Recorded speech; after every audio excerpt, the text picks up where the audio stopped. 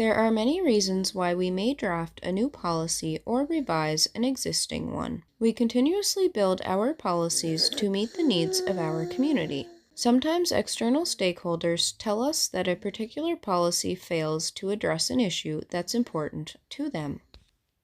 In other cases, the press draws attention to a policy gap. Often members of Facebook's community operations team, whose employees, contractors, and outsourcing partners are responsible for enforcing the community standards, tell us about trends or the need for policy clarification.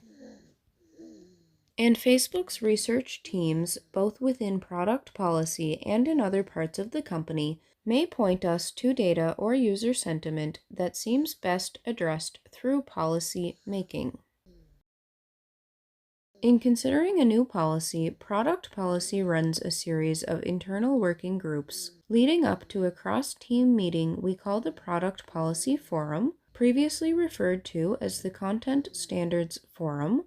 We've explained the Content Standards Forum in detail here.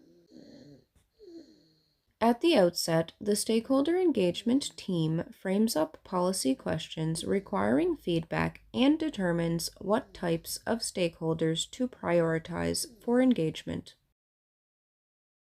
We then reach out to external stakeholders, gathering feedback that we document and synthesize for our colleagues. Our engagement on the community standards takes many forms. The heart of our approach to engagement is private conversations, most often in person or by video conference. We've found that this approach lends itself to candid dialogue and relationship building. We typically don't release the names of those we engage with because conversations can be sensitive and we want to ensure open lines of communication. Some stakeholders may also request or require confidentiality, particularly if media attention is unwanted or if they are members of a vulnerable community. In addition, we sometimes convene group discussions bringing together stakeholders in particular regions or specific policy areas. We've found the group setting to be useful for generating ideas and providing updates to multiple stakeholders.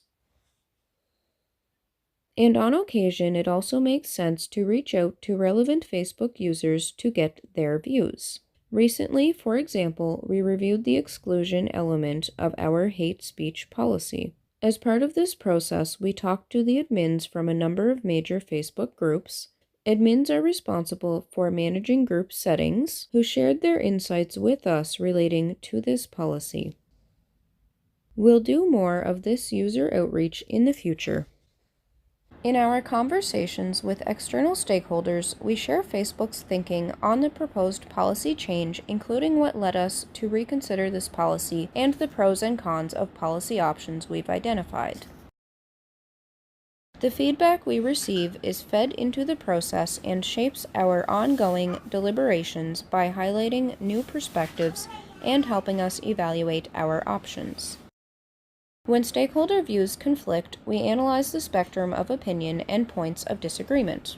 We want to identify which views are most persuasive and instructive for us, but we're not necessarily trying to reconcile them. Rather, our goal is to understand the full range of opinion concerning the proposal.